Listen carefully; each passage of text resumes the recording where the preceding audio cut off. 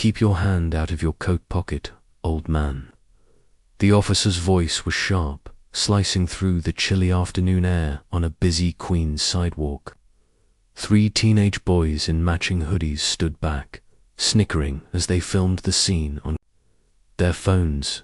The old man, unshaven, wrapped in a tattered coat, wool hat pulled low, shoes splitting at the seams, slowly froze in place. His eyes didn't flash with fear or anger, only quiet, as if he'd been through this countless times before. "What are you doing loitering around a school? Got any ID on you?" Another officer barked, hand hovering over his holster. A small crowd gathered, phones raised. Smirks and whispers swirled in the background. The old man reached carefully into his coat and produced a worn ID card. The plastic edges were yellowed, the lettering slightly faded but still readable. The officer took it, expecting a fake or an expired welfare card. Instead, his eyes widened, then his lips parted. He looked again, then back at the man. "You're Dr. Walter E. Matheson," another beat, retired senior director of NASA. Suddenly, everything went still. New York City didn't care about names. It cared even less about faces. Every day, millions passed through its streets like blood through veins, busy, pulsing, focused on their destinations. And among them, like a ghost with no address, walked a man no one recognized anymore. Walter Edward Matheson. 3 years ago, his name appeared in academic journals, government contracts, and classified memos from NASA.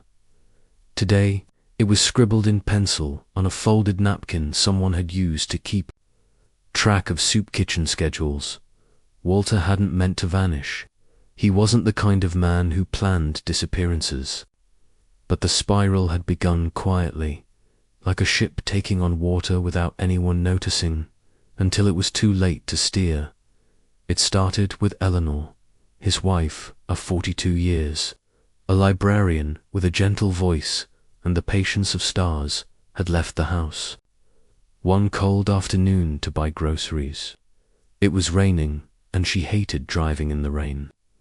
Walter had offered to go instead, but she waved him off like always, teasing him to finish those equations before you forget your own name.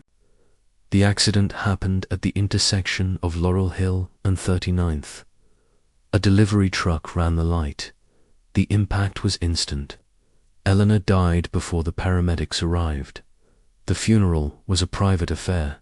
Closed casket, closed voices. Walter stood in the front row like a marble statue, unmoving, untouched by the priest's words or the soft hands that rested briefly on his shoulders. In the weeks after, the house felt cavernous, too quiet. The fridge stayed full. The mailbox overflowed with sympathy cards he never opened. Colleagues called, students emailed. NASA tried to bring him back in for one more consultation on the Polaris project, but Walter ignored them all. He would sit in his study, surrounded by models of solar arrays and star charts, but nothing could hold his focus. He tried reading old books, the ones she'd underlined with little stars in the margins, but the words swam, meaningless. The walls began to close in. Grief wasn't loud. It was cold, a slow suffocation. And then the fire happened, a short circuit in the basement lab, maybe from one of the old prototype panels he kept for nostalgia. The fire swept through the first floor before the alarm even sounded. Walter escaped barefoot, choking on smoke, clutching nothing but the notebook he always kept by his side. By the time the fire department arrived, half the house was gone. The rest had to be demolished. Insurance had lapsed. A missed payment he never noticed after Eleanor passed. The bank took what was left, and Walter, stripped of home, wife, and purpose, simply walked away. he never contacted anyone again. Walter first reached New York by train. He remembered watching the skyline emerge like jagged metal teeth as the Amtrak line cut through New Jersey. It was summer, but everything felt gray. He had $78 in his wallet, no phone, no ID except a government-issued badge tucked inside his notebook. He slept the first night in Grand Central Station.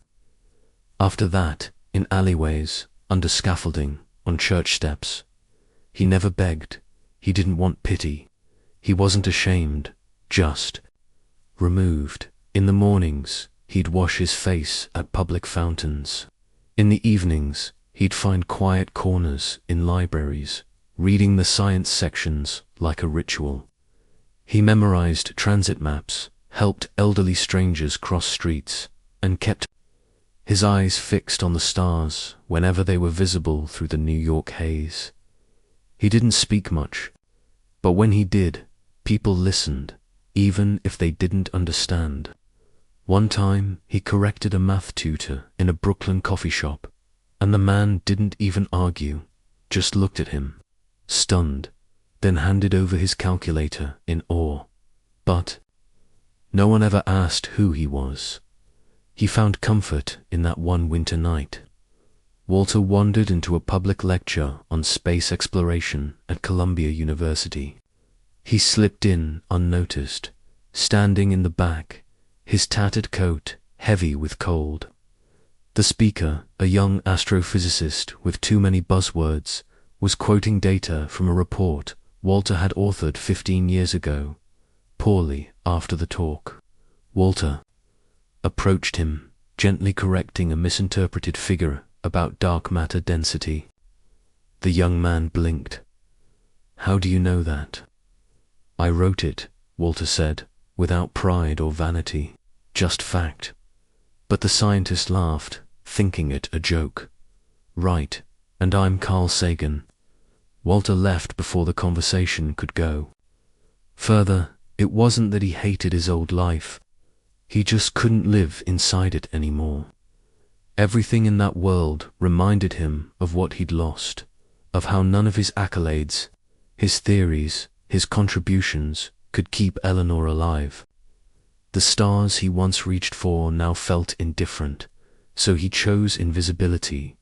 Each morning he walked the same route through Queens, past the library, past the deli that gave him coffee when the manager was working, past Lincoln High School, where kids argued about football and science fairs. He liked it there. The sound of young voices was the closest thing to warmth he allowed himself. He often sat across from the school wall, scribbling notes in his weathered notebook, equations, sketches of telescopes, snippets of poetry Eleanor once loved. That's where it happened. 3 teenage boys spotted him. New hoodies, loud laughs, full of cruelty disguised as humor.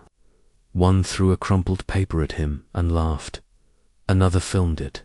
One said, "Bet he's been sleeping in that coat since 1995. Walter said nothing. Moments later, a concerned teacher nearby made a call, and that's when the police arrived. The cold wind cut through the streets of Queens like a warning. Walter sat motionless on the low stone wall across from Lincoln High, notebook open on his lap, pencil resting between calloused fingers. He was sketching again, not landscapes or portraits, but orbital trajectories. Something in the way the moon had hung low the night before had nudged a forgotten formula from the back of his mind. A crumpled soda can bounced off his foot. He didn't look up. "Yo, what's he even doing?" One of the boys laughed. "Maybe he's trying to summon aliens, or just crazy." Walter finally glanced up, blinking slowly. 3 teenagers stood near the sidewalk, filming with one of their phones. Their hoodies were clean, faces cocky. The kind of confidence that came from never having lost anything real. One of them, tall, curly-haired, held out a half-eaten sandwich like bait. "You hungry, Grandpa?" he said mockingly, dangling it close. Walter didn't respond. He gently closed his notebook and placed it beside him. "Man, don't touch him," another said. "What if he's got lice?"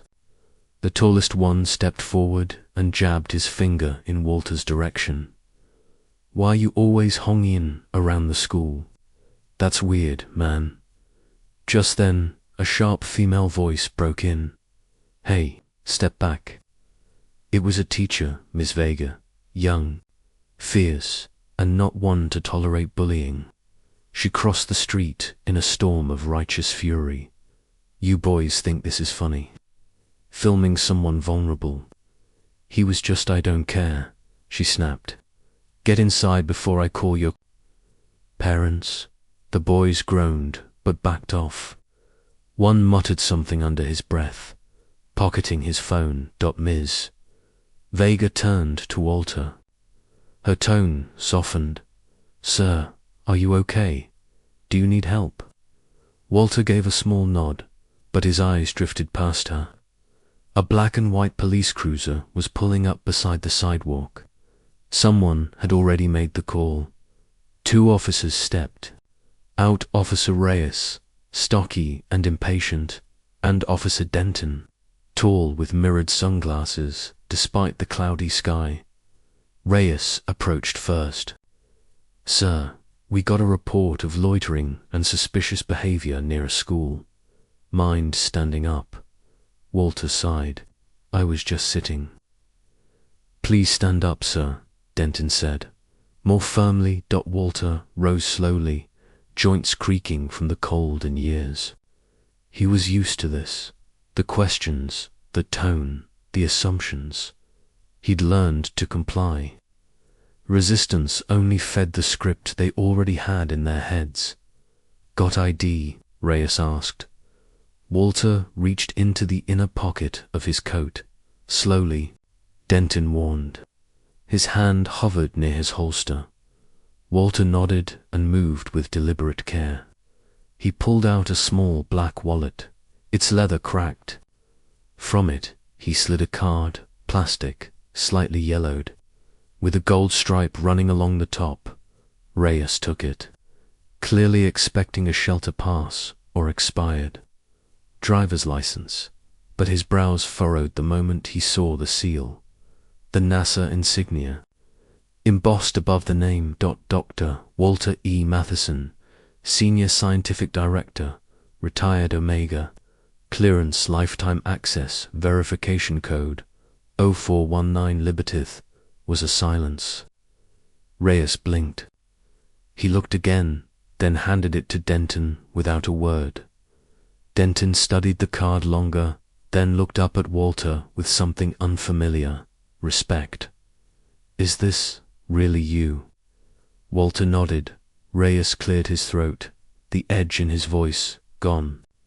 "Sir, why didn't you say something?" "I wasn't asked," Walter replied simply.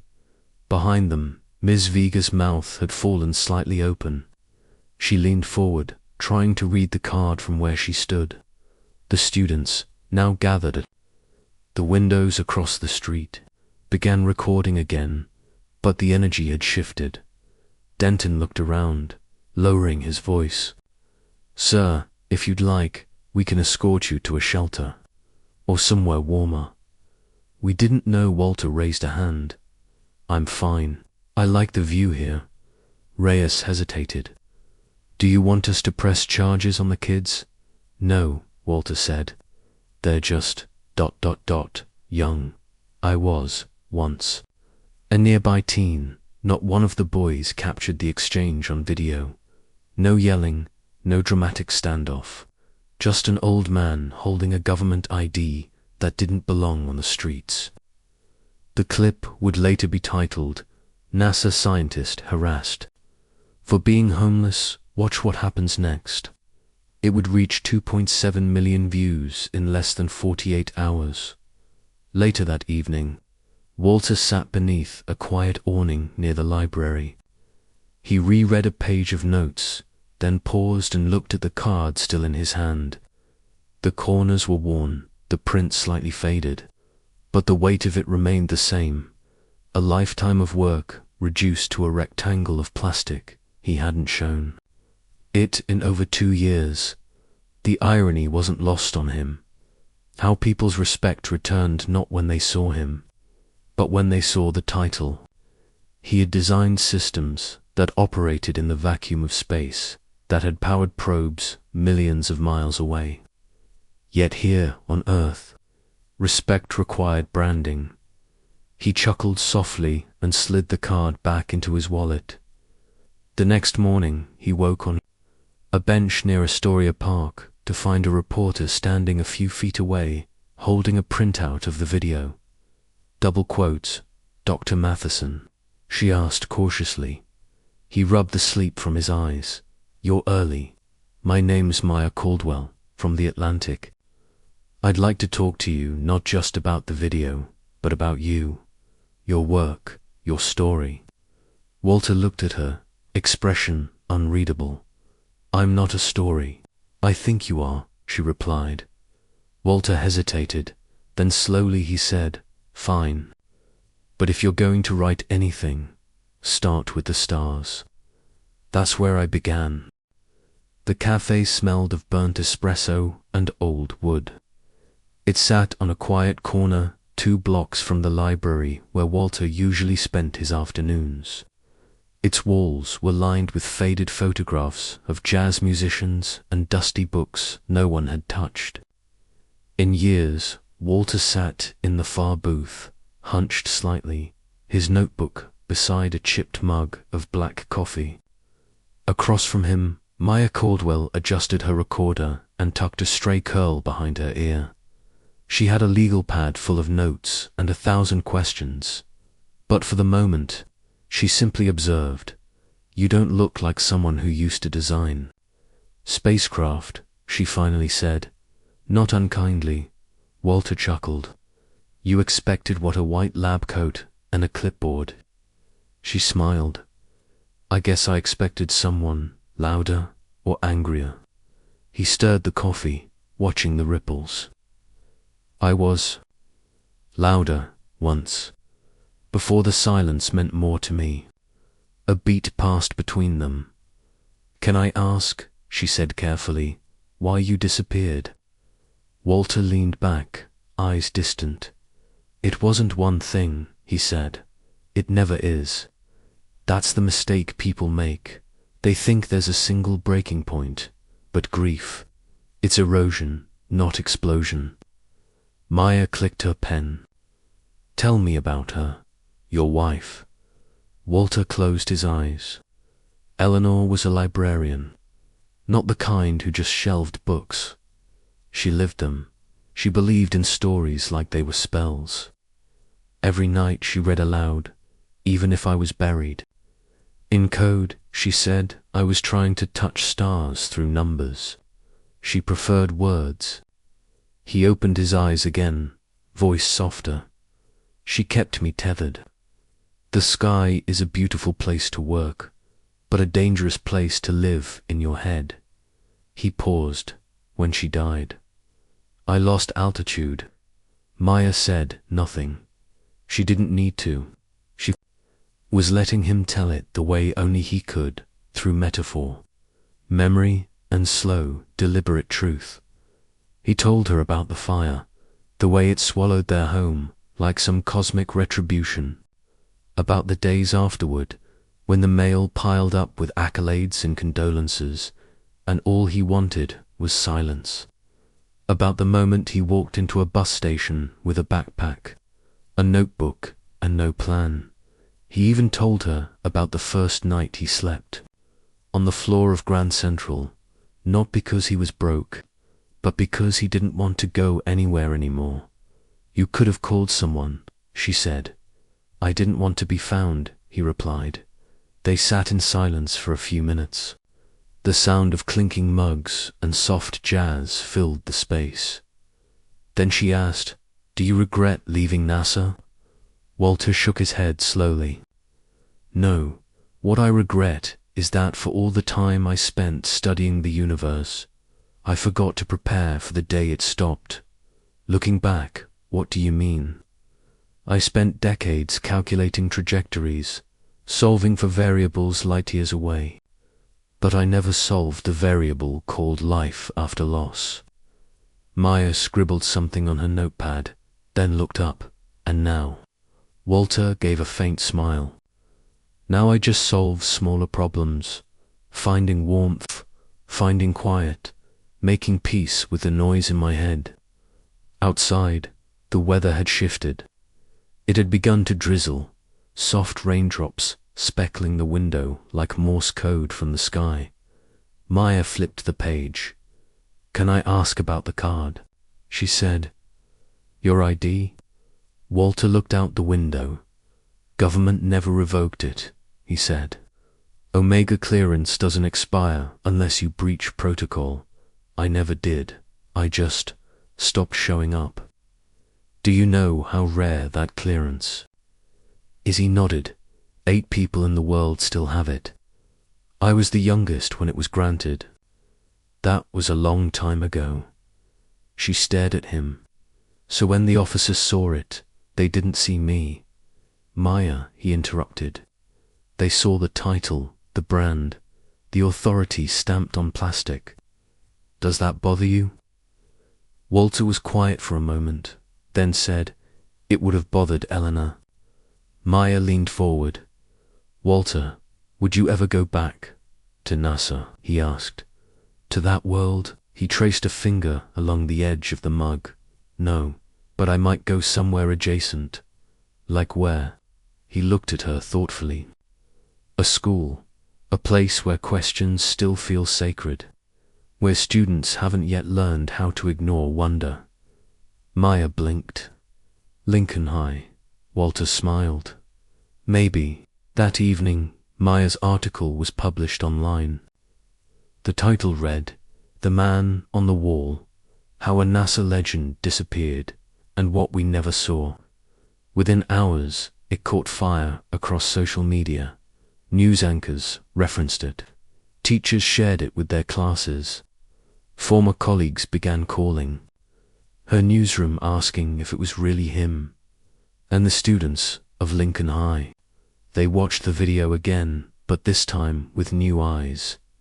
In the staff lounge the next morning, Miss Vega nearly dropped her coffee when she saw the headline. Her hands shook as she read. Walter's name, the same man she had scolded the boys for harassing, the man she had asked, "Do you need help?" She walked straight to the principal's office and knocked. "Laura," the principal asked, surprised. "We need to talk," Miss Vega said. "It's about someone sitting across the street from us every day." Ms. Laura Vega didn't sleep well the night the article went viral. She kept replaying the moment in her mind. Walter, sitting on the wall, hunched over his notebook, quiet and strange, and she now realized, entirely misjudged. She had been firm with the boys that day, angry at their cruelty, but now she wondered if she'd done enough, if she'd looked past the coat, the beard, the silence. At 7:02 a.m., coffee in hand, she stood outside Principal Teresa Mallory's office. Waiting, the door was open. Mallory, mid-50s, sharp-eyed and notoriously protective of the school's image, sat reading an email on her tablet. When she saw Vega in the doorway, she raised a brow. "Morning, Laura. You look like you haven't blinked since yesterday." "I need 5 minutes," Vega said, stepping in. "It's about the man who sits across the street." Mallory leaned back, surprised. "The homeless man. The one the kids." Vega cut her off gently. "His name is Dr. Walter Edward Matheson, former senior director at NASA. He was in charge of the Spectre array, the same one in our Earth science curriculum." Mallory blinked. "What?"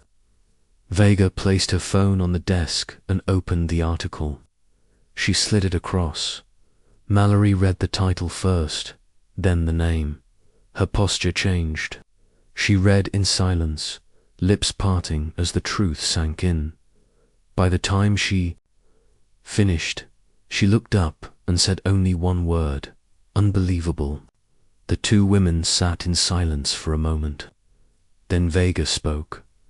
I want to invite him to the school, to visit. No, Vega said, to teach, even if it's just one session, one conversation.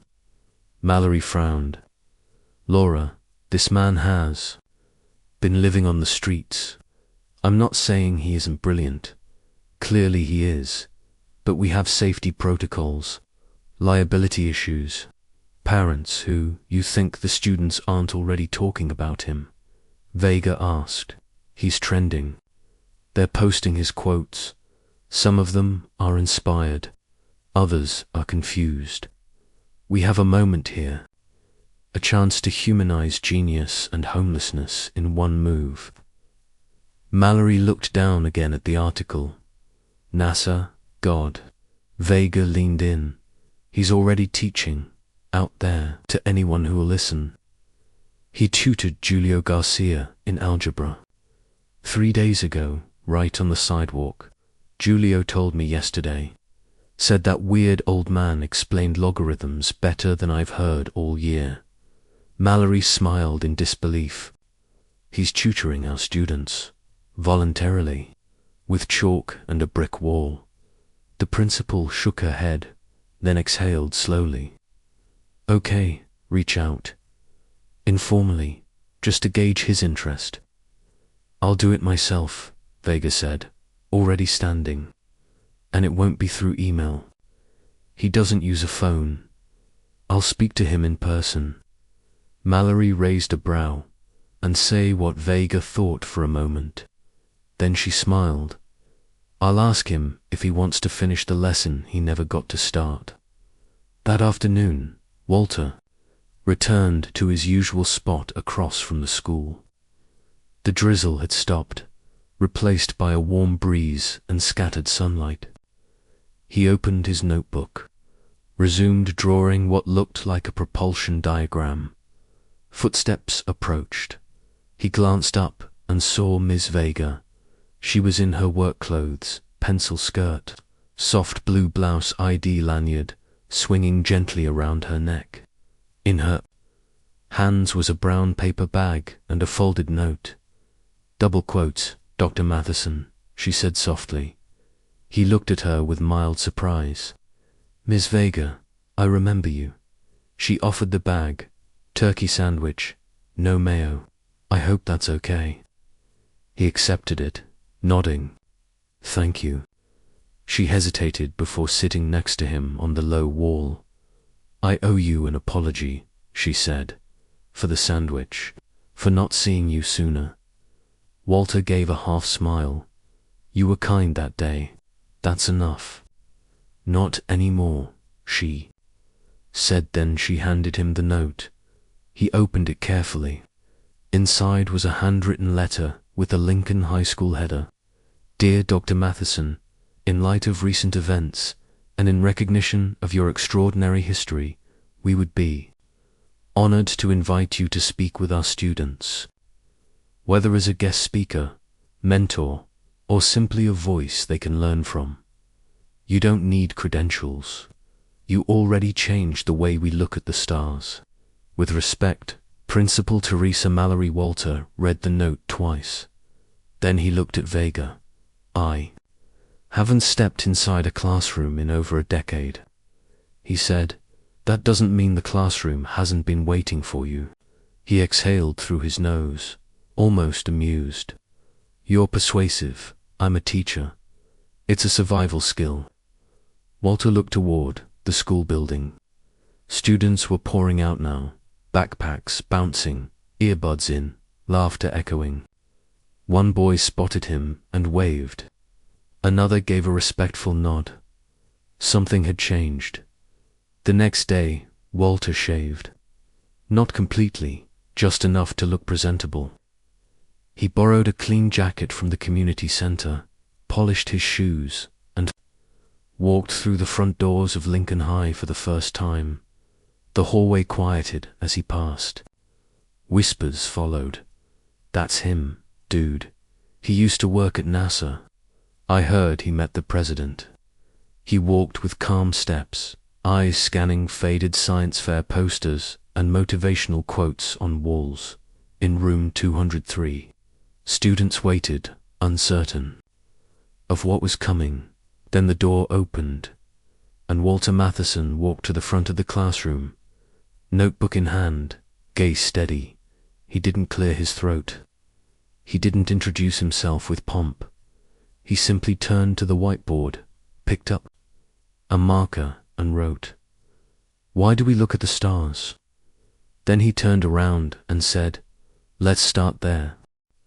For a man who once helped design trajectories for unmanned probes, stepping into a high school classroom felt strangely like re-entry, unpredictable, loud, and filled with heat. Room 203 smelled of dry erase markers and teenage energy. The desks were scratched, the bulletin board cluttered with science-themed memes and overdue reminders about club meetings. And in the center of it all sat 22 students, slouched, curious, skeptical. Walter stood at the whiteboard, his jacket neatly folded over the back of the teacher's chair, sleeves rolled up slightly.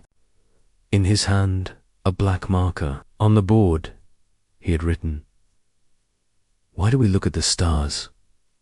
No syllables, just that a silence hung. Uncertain then, one student, a girl in the second row, with braids and a NASA sticker on her laptop, cautiously raised her hand to find other planets. She asked. Walter nodded. "That's one reason." Another hand.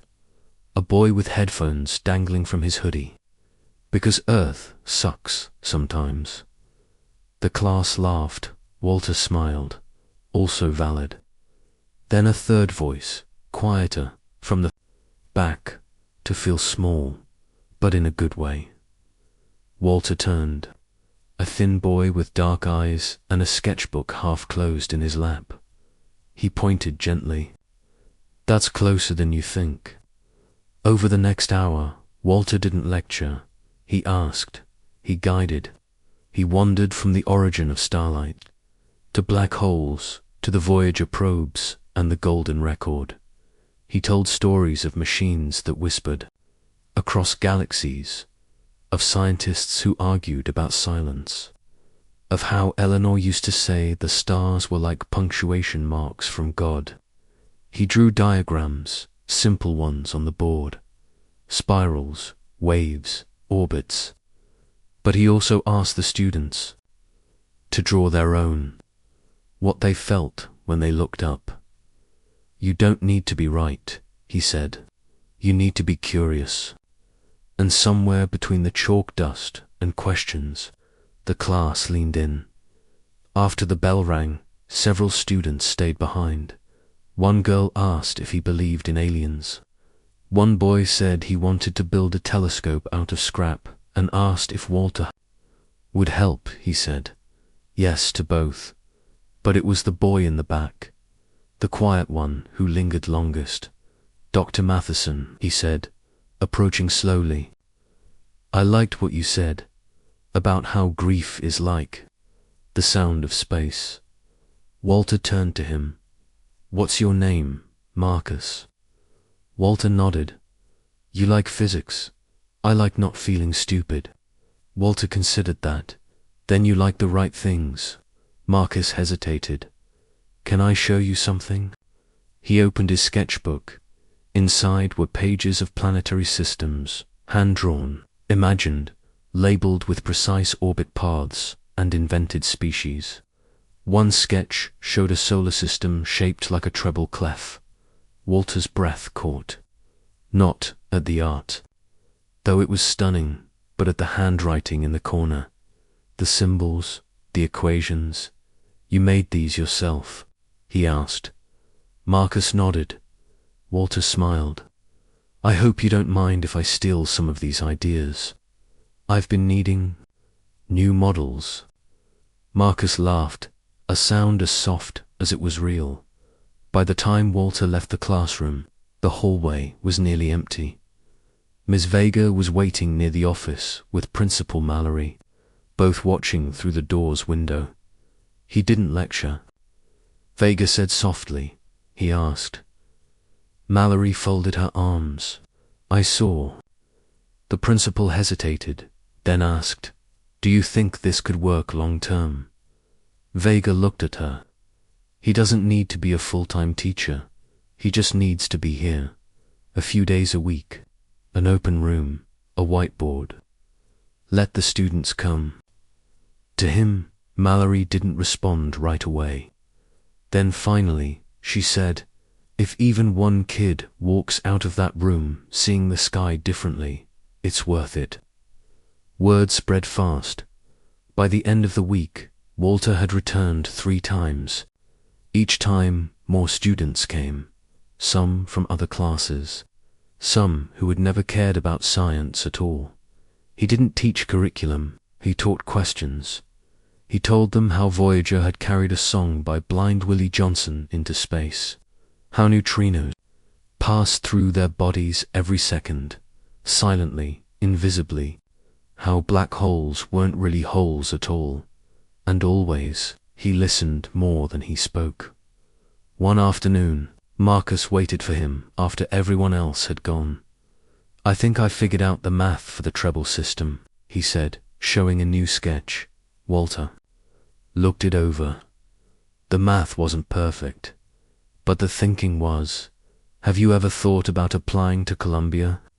Walter asked. Marcus looked surprised. I can't afford that. Walter smiled. You'd be surprised what opens when you send stars in first. He ruffled Marcus's shoulder gently. Keep going, you're already farther out than most kids your age. But not everyone saw Walter the same way. A few parents had started asking questions. Why was a homeless man allowed to teach? Was he background checked? Was he stable? The administration walked a fine line, grateful for the renewed student engagement, but wary of public perception. Mallory received a letter from the district superintendent asking for clarification. A local news channel had requested a follow-up interview. The pressure was building, and Walter felt it.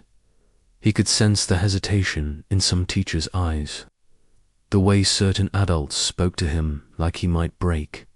He didn't blame them, he just understood. But one evening, as he was packing up after another session, he found a small envelope taped to the whiteboard. Inside, a folded note. I never thought a man who lived in the stars would sit next to me and listen. I didn't know. People like you could fall, but I'm glad you landed here. M. Walter read it 3 times. Then, for the first time in a long while, he cried. The letter arrived folded in a clean, white envelope with the NASA seal pressed in deep blue wax.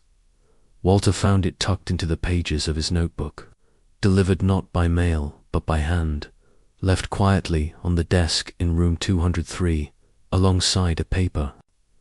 A cup of coffee someone had thoughtfully bought for him. He didn't open it right away. Instead, he placed it beside him and returned to the question on the whiteboard, still lingering from yesterday's session. What would you send on the next golden record? The students had scribbled their answers on sticky notes. A mixtape, a voice, message from Earth's children, a TikTok compilation, a page from a diary. One had simply written, Hope. Walter stood at the front of the room, staring at the board, his fingers lightly resting on the envelope. Outside, the murmurs had grown louder in recent days. Parents questioning his presence, whispers about liability, the quiet discomfort some adults carried whenever Walter walked into the staff lounge. No one was rude, but not everyone was welcoming either. He understood, after all. What did it mean to trust a man who had walked away from prestige, who had chosen to disappear? Later that afternoon, Principal Mallory requested to meet. Her tone was professional. but her eyes carried the fatigue of someone juggling a dozen spinning plates. "We're receiving." "Attention," she said, sliding a folder across the desk. Inside were printouts of media requests, blog posts, and district memos. Walter skimmed them, his name printed in bold. The homeless scientist who returned. Should schools embrace unorthodox educators? Genius or liability? He closed the folder gently. "I see," Mallory sighed. "Walter, you've done more good for these students in 3 weeks than some teachers do in 3 years. But the board wants clarity, a role, a title. They want to define you." Walter chuckled softly. "That's what institutions do. They label the stars so they don't feel lost." She smiled, then frowned. "They also want you to speak at the next community night, not just to the students, to the parents. The press might come." He raised a brow. "A public forum. It's your story, Walter, but if you don't tell it, someone else will." That night, Walter finally opened the envelope. Inside, a crisp letter, typed on official NASA stationery. At the bottom, a handwritten note in blue ink. "Dr. Matheson, we recently became aware of your incredible journey and your re-emergence in the most unexpected way. Your former colleagues send their admiration. If you're open to it, we'd like to formally recognize your lifetime contribution at the upcoming Stellar Legacy Gala in Washington. We also heard about what you're doing at Lincoln High. One of our interns is a former student there. You're still teaching, Walter, just on a different orbit. With respect and gratitude, Dr. Leela Hayes, NASA Director of Educational Partnerships." Read the note 3 times. He didn't know what stunned him more, the fact that they had found him, or the fact that someone had finally acknowledged that he'd never stopped being a teacher. That night of the community event arrived under a sky so clear it felt intentional. No clouds, no haze, just an open canvas of stars above Queens, Lincoln. High's auditorium was packed. Students, parents, teachers, and a few local reporters sat shoulder to shoulder. A projector screen glowed blue. A simple placard on the stage read, "Finding the Stars Within Us, a conversation with Dr. Walter Matheson." Backstage, Walter adjusted the sleeves of the blazer Principal Mallory had lent him. He had shaved again, trimmed his beard neatly, and tied a soft grey scarf around his neck, a nod to Eleanor, who had given it to him on the day of his last NASA presentation. Ms. Vega entered with a warm smile and a microphone. "You ready?" Walter looked at her, then at the folded envelope. Still in his pocket? "No," he said honestly. "But I'm willing." She handed him the mic. "That's more than enough." When he stepped onto the stage, the room fell silent. No fanfare, no walk-up music. Just a man in his late 70s, walking with quiet dignity, carrying only a notebook and a question. He stood before the microphone, looked out at the crowd, then, without reading from notes or reciting his resume, he spoke. "I was once asked to name the most important variable in a space mission," he began. "Some said fuel, others trajectory, timing, velocity, all correct. But I answered, gravity." He paused, "Because gravity isn't just what keeps planets in orbit, it's what brings them home." He looked at the students in the front row. Marcus sat among them, notebook in hand. "For years, I drifted, not through space, but through silence, through grief, through the spaces between people who passed me on the street and never asked my name." He held up his notebook. "This, and a handful of stars, was all I kept." Another pause. "And then, one day, Someone did ask, not about my titles, but about my ideas. He looked at Vega, then at Mallory, then at the students. You gave me gravity again. He stepped back from the mic. The silence stretched and then thunderous applause. But Walter didn't linger in the spotlight. He simply walked down from the stage and took a seat in the front row, just another listener beneath the stars. The next morning, Walter returned to room 203. The door was already open. Students waited. He didn't wear the blazer, just his old coat now stitched neatly along the seams, and a fresh notebook. He wrote on the board, "What keeps you grounded?" And underneath, in smaller print, "And what are you ready to reach for next?"